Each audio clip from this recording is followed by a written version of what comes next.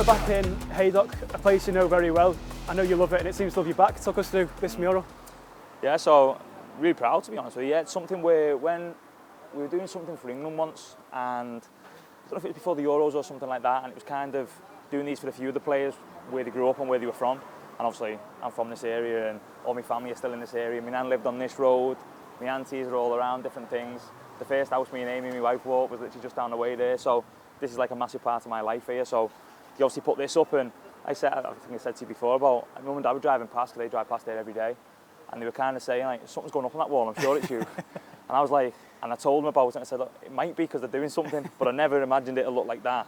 But it's yeah, it's proud. It's something. When I signed for Everton, I'm shocked it's not been the face, to be honest with you, because obviously it's a bit of a mixed bag round here. But no, I'm a very proud moment. Obviously football's massive round here. Has it always been football for you growing up? Yeah, it's been massive, huge. It's been my life forever. I'll be honest with you. It's something where I just love playing football. I think about football. I play football. When I'm asleep, I think about football. It's kind of been my whole life forever and ever and ever. So it's been something that my mum and dad pushed massively when I was a kid. But like I said, and it's similar to my kids now. My kids are growing up and they've always got a football in the hand and different things. But ever since I was, as far as I can remember, to be honest with you, it was just football. So yeah, like I said, I'm really proud to come from here, but that's been a massive part of it, yeah. We're fairly close to rugby league ground as well, St Helens. Has that ever crept into your hobbies?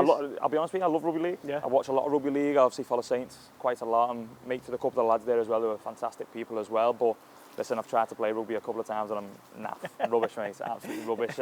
Listen, they're big, strong lads, they're really hard, and listen, I find myself tough playing it. I played it in school a couple of times and made a bit of a show of myself, but love watching it. But yeah, massive rugby league town, and it's something that I follow as much as I can, yeah. Well, you said your family live around there. Should we go and take a look at where your mum and dad grew up? Yeah, lovely, yeah. Let's go, yeah.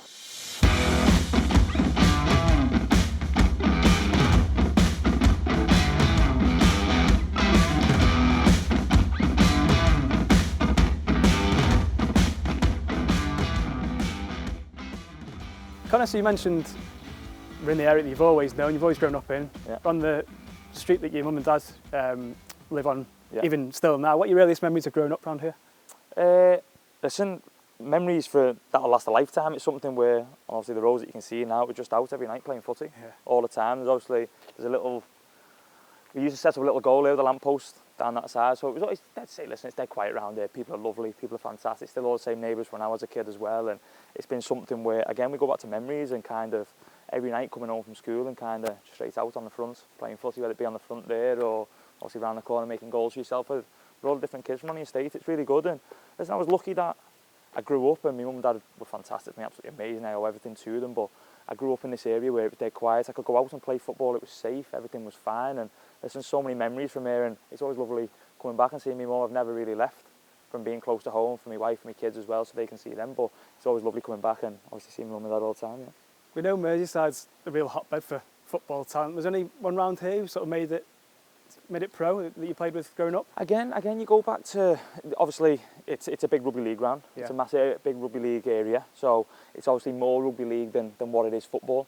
I think in terms of people playing football, listen, we had some great footballers at our school. One of my good mates at the time was called Marcus Gilio, and he never went on to make it, but I went all the way through the academy with him as a kid, and kind of me and him were best friends all the way through it. So it's kind of, like you said, it's a hotbed for talent in football, but this is more of a rugby league town, like we mentioned before. But listen, I go back to just playing football in the streets. That's what it's made for. That's what it's made for around here. It's lovely and quiet, and it's something that I really enjoy every day. Yeah. What do you put that down to? Obviously, there are so many people who come from Merseyside who make it at the top level of sport. What do you put that down to? Is it a mentality thing? Is it the way you brought up, do you think? Yeah, no, and I just think a lot of footballers are street footballers.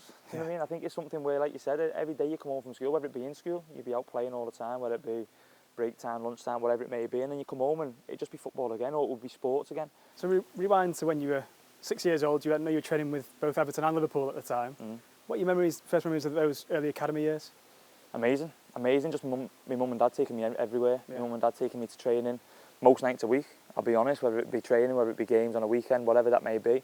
It was just constantly football and not really pushing me too much. Just let me go and enjoy myself. Let me go and play football. Let me wear the kit. Let me go to Everton and put on the Everton kit and play there. And listen, just enjoy playing football. And it weren't a situation where they would push me. You need to do this, you need to do that. It was just go and play, son, and go and enjoy playing. And that was what it was. And that was the best thing that could have ever happened for me. And that's something that I try and push on my children now, because my kids are at a certain age where it's just constantly football, and I'm trying my best to push that as well.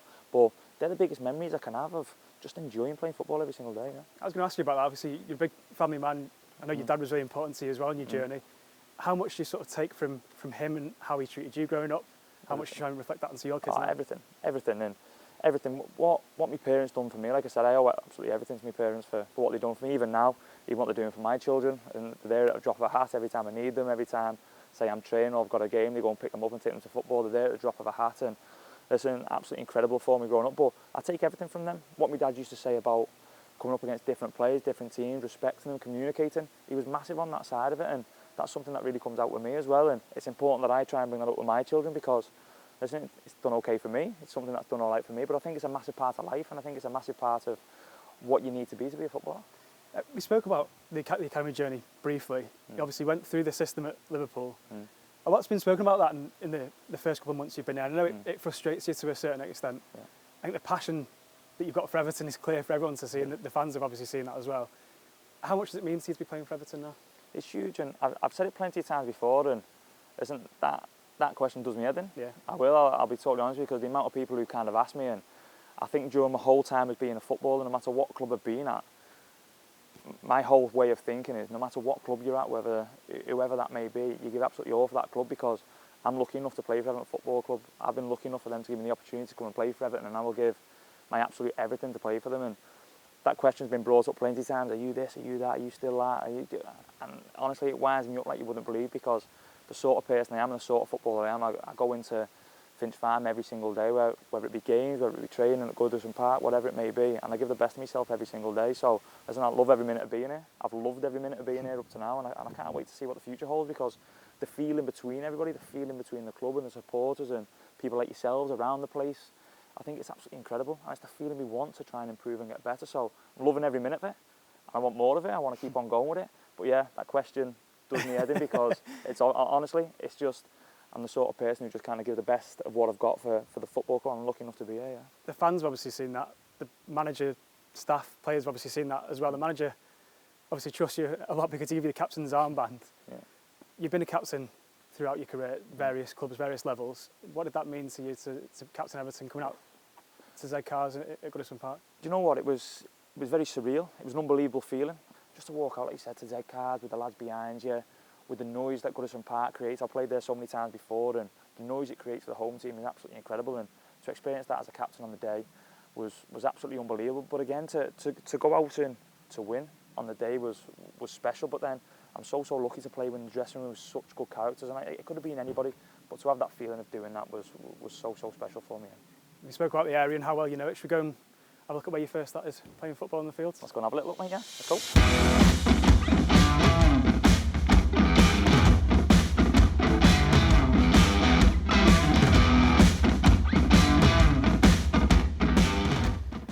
So, Conor, feels like this is where it all started for you. Talk us through your route into the academy initially. Yeah, it was something where, to be fair, this is where I'd come and play just kind of with my mates, because I lived in Haydock and different things. I actually played for Rainford Rangers growing up, and it was something where I went to Rainford High School as well, and that was kind of where I first probably started playing in a team, and they were the ones who really brought me on, and kind of going to the academy from there, being picked up from playing for them, and that was kind of where I first started playing football really in a team. I think in terms of growing up in Haydock and different things, this is where I just come and play with my mates. It was just a game of footy with your mates over the park and them sorts of things. It's literally 2 minutes from where we've just been, and it's something where, like I said, memories of playing football come from places like this. This is where you end up playing, and these are the memories that kind of come from places like this. But kind of getting into the academy was something where I was playing for Rainford Rangers at the time, and there was a coach called Graham Fenney. I mentioned him to you before. Fantastic person, done so well for me, and he pushed me as a kid. And I was playing in a couple of years older than me, as you do, and I hate saying things like that. Do you know what I mean? I hate it. I think it's ridiculous. But like a couple of years older than me and different things. But he pushed me, and he was massive for me, improved me, making me better, and it was something I loved. Yeah. You've touched on it there. You've said recently about, someone asked you about when was the point when you thought, I've got a chance here, I could make it. You said something along the lines of, I've never really thought that. Yeah.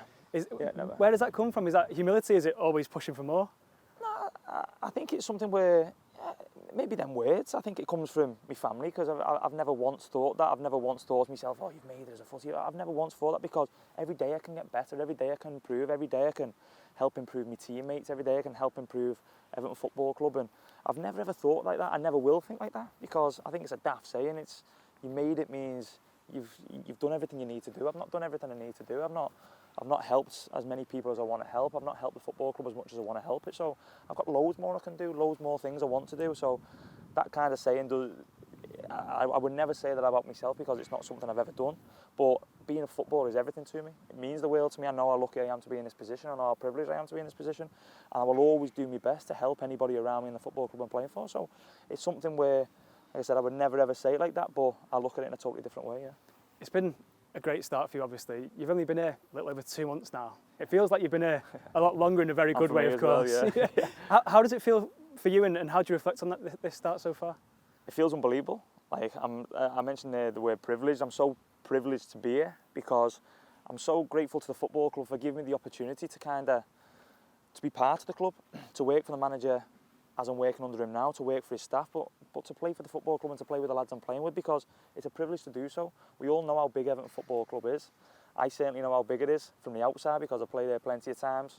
I know all about the club, and it's something where, when I got the opportunity to do it, I didn't want to kind of let that go. So the first 2 months have been amazing. Like you said, I feel like I've been here for so much longer, but that's all credit to the players around me and the lads around me for the way they've helped me fit in. But it's such a brilliant change room to be involved in, but we just want to get better. We want to improve. We want to keep on moving forward, keep on being strong, getting stronger every single session we have. And it's important we keep on doing that. If we're doing that, we'll feel like we're doing something right. Yeah. We know how much you respect Frank Lampard and how much you enjoy working under him. Tell us about Kevin Thelwell and your relationship with Kevin, and his role in bringing you here as well. Yeah, so I've obviously known Kev for a long, long time. He signed me at Wolves, whatever that was now, 7-8 years ago, and so I've known him all through that time, and the success we had at Wolves as well, he was a huge part of that, massive part of that in fact, and it was something where he was such a figure at Wolves at the time in terms of maybe bringing players in, but also around the place, there to help people, there if you needed to speak to somebody. He was always that sort of character as well, and it was something where, when he gave me the opportunity to come here, when I first got the phone call off him, it was, I know him and I know how much of a great person he is to be part of and to work under as well. So it was something where I've known him for so long, and I've always really, really got on with him, yeah. You know Kevin, you know some of the lads, you know the area, of course. Has anything taken you by surprise at all since you've been here? Not taken me by surprise, but I understood the fan base before, I understood the supporters before, but the noise they generate at Goodison for yourself when you're playing as a home team is just, like I said, I know because I've played against Everton before, and I know how hard it can be when the crowds are on their side. And it was something where, when I first come, I thought to myself, I'd love to be a part of the bus welcome, for example. I think we all know about the bus welcome. I think every signing who comes, I've watched all the signings who come and they mention the bus welcome. So I want to be part of that, but then when you're in part of it and they're banging the bus and they're slapping the bus, and I'm thinking the bus driver must be losing his head here, and they're slapping the bus and you see blue flares and you can't see past your hand because you can't see who's down there because of the blue smoke. It's surreal, it's a pinch me moment, it's a kind of a moment that gives you a little bit of goosebumps, if I'm being honest with you. So it's something, as you look at it, that's what you want to be a part of, but then the noise in the derby, the noise after the West Ham win, the noise in the away end at Southampton when we won, and the feeling of the lads connecting to the crowd and supporters, the feeling that gives us as players. Honestly, I can't tell you now what that feeling's like. It's something at the moment, you get this feeling inside you that you know something's happening, you know something's good, people are coming together, and that's what we need for this football club, that's what we need for this club going forward, because we all know how big it is and we all want the same thing. If you're running a little bit further on, to the back end of last season, obviously the running when things were tough and the fans were showing up in the numbers, how did you sort of look at that from an outside and seeing the passion, the welcomes and the reactions from the good results? Just wow, just something where, kind of, me being from the outside, and I'm speaking probably for everybody who was on the outside, everyone's seen what was going on. Do you know what I mean? In terms of what the supporters were doing, the pictures, the videos. Like I said, I didn't have a clue I was going to sign for Everton in the summer at that moment in time. And when you see that, you go, that's some going there. Do you know what I mean? Because when clubs and when teams are in their moments, it's tough. Yeah. And you need people to pull you through and drag you through. And if a fan base can do that, it gives you, like I said, that feeling we had after the Southampton game. The feeling that goes through the lads when you're connecting with the crowd like that is incredible. But to have that at Goodison Park for them games when you need them most is something that you dream of as a kid. You don't dream to be in them moments, of course you don't, but your dreams to be pushed by a fan base and by supporters as much as what Evertonians pushed the team at that time. And like I said, for people who were on the outside looking into it going, that's unbelievable, that, considering what's going on, and it was a tough period. But then I think we need that now more than ever, and we've had it at the start of the season, and we want it more and more and more, because you certainly don't just want them in them moments, you want them when things are going well. And I think everybody understands at the minute that we all need to come together to push us to where we want to get to, and that's obviously a little bit higher an improvement. A big part of the improvement, obviously the recruitment in the summer and the personality that the manager brought in, obviously one of his aims was to bring in big characters, big personalities. Yourself, James, Seamus, Jordan, there's obviously lots of experience in the squad now. What's the dynamic like in the dressing room, and was there ever any danger of that not working out? No, I'd say no, because I can only go off kind of what's happened the last 2 and a bit months, whatever it's been, since the lads have everyone's kind of come together. It's unbelievable, the spirit. I've mentioned the spirit a few times speaking to you now, and the spirit between everybody is is kind of what we all want, but more as well, because we have an incredible captain. Listen, I'm sure everybody spoke about Seamus before and what he brings and what he is to Everton Football Club, but what he is to us as players and what he is as a friend, as a captain, as a player, as a personality. He's an incredible person, and I think what he's done to welcome everybody in, but then kind of like you said, picks, he steps up, he's England's #1 and he's an incredible goalkeeper, and I know him previously from that as well, and I know how good he is anyway. But then obviously welcoming us, me and Taki and Dwight and different people like that who've come into the dressing room, they've been absolutely fantastic, and it's something where the good thing about it is I think we all understand as players where we want to get to and what we want to do and how focused we are to do that. We're not coming in on like an individual basis going, well, we want to improve ourselves, we want to get better, or we want to do this for an individual. No, we're here for Everton Football Club, and we're here to make Everton better. And if we make Everton better, it would look good on us. And that's how it is. Everton Football Club comes before anything. And I think that's what's so good about the team, about the manager and his staff, is that the focus between everybody now is just on that. That's all that matters to us. And I think as long as we're doing that, we'll get stronger, we'll get better, we'll come together more. And it's important we keep on doing that now. Idrissa spoke to us recently about the importance of not only having leaders, but having the right leaders who are all pulling this in the same direction. And it genuinely does feel like the manager, the leaders, the whole squad are all on the same page and sort of fighting for the same ultimate goal, I guess. It's massive. It's massive when we speak about that. Exactly what Garner said there. We speak about, and by the way, what a footballer he is. He's the most laid-back footballer I've ever seen in my life. Is honestly, when you're watching from the outside, you know how good he is, but when you're in it with him, how much he helps you and what he does is incredible. He's exactly right, and it's something where, like I said, we look at it, and even if you've got to kind of give someone a little bit of a kick up the backside and say, come on, we need you, and that's not having a pop at someone, that's not shouting at somebody, that's not digging somebody out, that's saying, come on, we need you, pulling together. And I think people expect that. People expect that from each other. I certainly expect that if I'm not performing or I'm a little bit down or whatever's going on, I certainly expect that from a Garner, a Taki, a Shea, a Pix, whatever that may be. And we all understand that as players, and like I said, I go back to the kind of the focus we've got between ourselves at the minute. There's only one focus, and that's to make us all stronger, to make us better, to make this club better, and to make the team better. And I think if we're doing that, we're doing something right. But Garner's exactly right, yeah.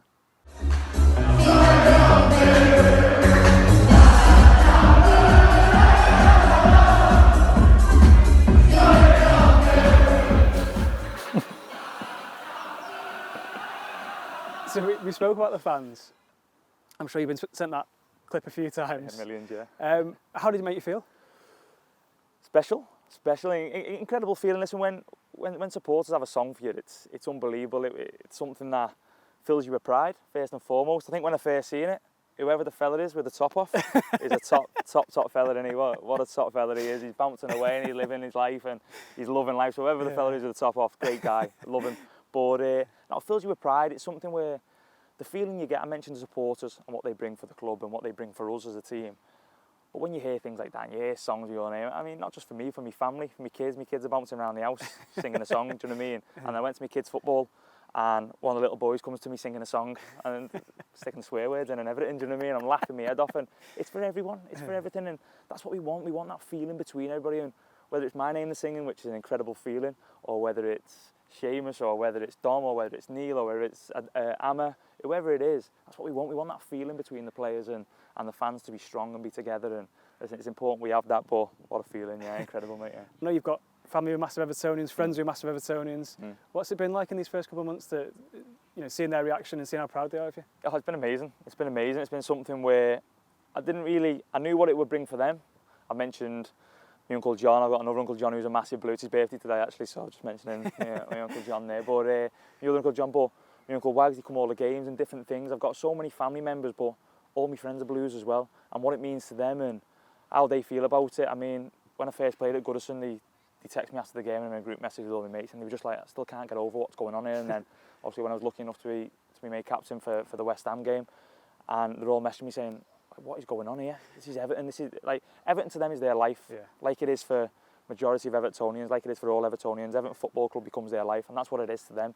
Whether it be my uncle, my family members, or my best mates, it's their life. And for them, I think the moment to see me in an Everton kit walking out at Goodison Park, whether that be captain or not, I think it was just a moment of, I can't believe this is going on, because they probably never imagined it happening. So seeing that with them and seeing their faces and seeing how special that moment is for them as well just fills me with pride, fills me with real pride, because I know how much it means to them as much as it does for me as well. Was there ever any anxiety about coming here, even if it was just a case of the fear of the unknown in terms of you've been at Wolves for such a long time? Not at all, because like I said, I knew coming here, I knew what sort of questions I was going to get. Listen, I'm not silly, I'm not stupid. I knew what sort of questions I was going to get, whether them questions do me head in or not. I knew what was going to come, I really did. So, but there was never anything in my mind going, should I or should I not? There was never any of that, because I had the opportunity to come to this club.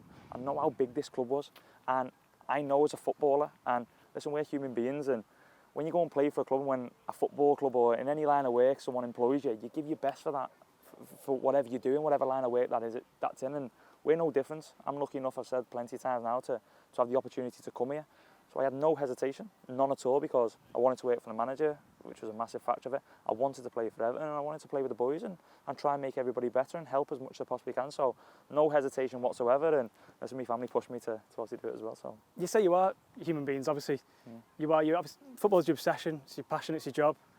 How do you switch off from it all? It is an intense environment. What do you do away from football? Yeah, and it's tough, because even now you've got social media, you have football everywhere. Football's getting bigger and bigger and bigger as well, I feel, every single year, whether that be kind of money involved, players coming to the league, the Premier League getting bigger, whether that be England or the World Cup around the corner. World Cup's changed, it's now in winter, and football's just getting bigger and bigger and bigger. And listen, it's hard for some players to switch off, and I completely get it, but for me, my family and my children and my wife are a massive factor with that. I go home, and when I'm with them, I try my best to switch off from football, even though my two eldest now play and I take them, but even watching them is the best feeling in the world. It is to watch them play and run with the ball and shoot and score and do all these little bits and bobs is the best thing ever. So they help me switch off, going home and have a cup of tea with my missus and speak about, I don't know, she watches This Morning and Loose Women and all that sort of stuff, but just speak about something else is huge for me. It's massive. It's kind of, football's kind of been the only thing in my life, and it still is. There's a few little things other than football I kind of watch, but football is football even of a night. There's football on every night of the week now,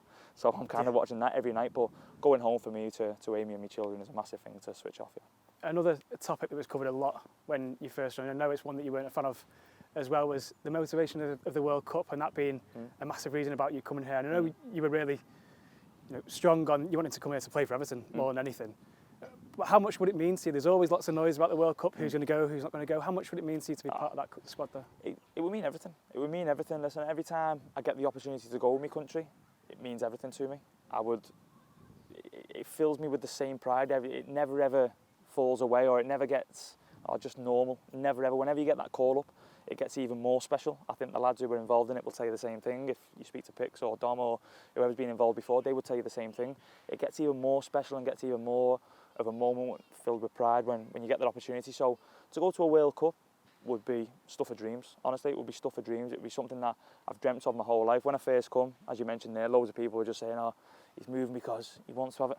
No, that's always there. Every English player will tell you they want to go to it. Of course they would. Again, we go back to being human beings and what we want and kind of what's there at the end of it. But I wanted to be here to play for Everton and help Everton Football Club. But listen, I'd be stupid to stand there now and say, I don't want to go. Of course I want to go, but I go off the back of playing for Everton, so I need to keep on performing, keep on playing well, helping the club as much as I can, and then see where we are in a few weeks' time. It is such a unique one as well, isn't it? Because of the timing of it more than anything. Yeah. But is that almost a benefit that you don't have to think about it? You've got this bank of games now for Everton, and hopefully, all things being well, it takes care of itself. I think I'd be silly to think about it. I think any player will be silly to think about it. Listen, at the back of your head, you're thinking, oh mate, how amazing would that be to go? Of course you are. That's what you think. But I'd be silly to think about it now because I have such a tough run of games with Everton. We're all in the middle of a situation where we're trying to improve, and we need to give that our full focus, and that's what we are doing. We're doing that every single day to make ourselves better. So for me to be thinking about what maybe or what might come in a few weeks' time would be so silly. Do I want to go? Of course I do. That's still there, but my full focus, and the full focus of everybody, by the way, not just myself, at our football club, is to make our football club better, and that's all we want to do.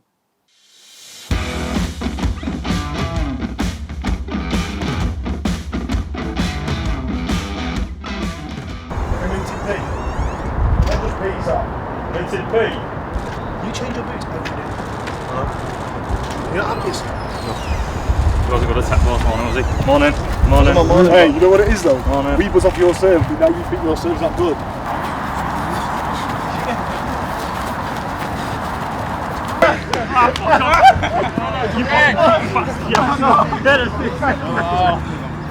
Nice God.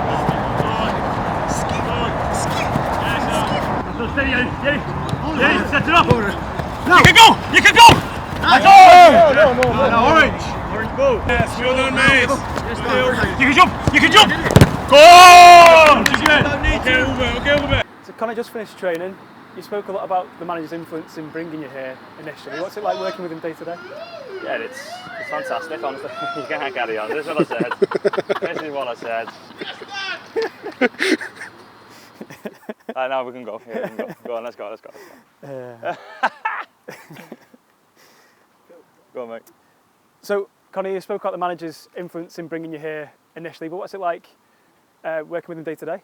It's fantastic. It's brilliant. I think what I spoke about him already, it's everything I thought of and more, if I'm being honest with you, because I think I mentioned before, one of the very first conversations I had with him was a little bit surreal. I was speaking to, obviously, one of the greatest English midfielders of all time, but to come and work with him is a real pleasure, to learn off him every single day, to listen to him, to listen to his staff. His staff are fantastic as well, and we're getting better, we're improving, we're getting stronger, and that's the most important thing for us as a football club to keep on doing. So really enjoying it, really enjoying up to now, but listen, it's just a start. We want to carry on now. You spoke about the backroom staff there. There's some real experience in the backroom staff. How have you found them so far? Oh, fantastic. Again, it's something where when you're coming into the club, obviously you don't know too much about it. You speak to the manager about certain things on how you want to improve and how you want to get better. But I think obviously coming in, learning from Joe, from Ash, from Clem, Jonah as well, I think how they see the game, how they want the games to be played is really good. And it's something where we're learning every single day, and the sessions they put on, how competitive it is, the spirit we have within the camp at the minute is fantastic. So like I said, really enjoying it, but we just want to keep on learning and getting better now. And you spoke to us recently about this being the start of the process, not the end of where we want to be.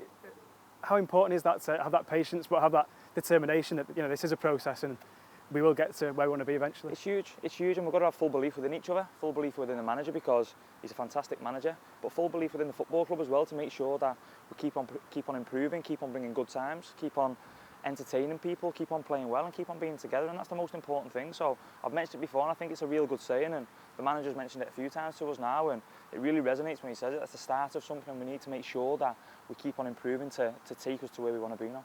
Looking ahead then, what do you want to achieve for the rest of the season? Improvement, and listen, I think we sit here now and say, right, we want to finish here or we want to finish there. We put too much pressure on ourselves in terms of where we want to be and what we want to do. I think the most important thing for us is improvement, getting better each and every day, coming in, making sure we're ready to give the best of ourselves, to learn from the manager, to learn from the staff, and like I say, go into every game believing we're going to win, and that's the most important thing for us.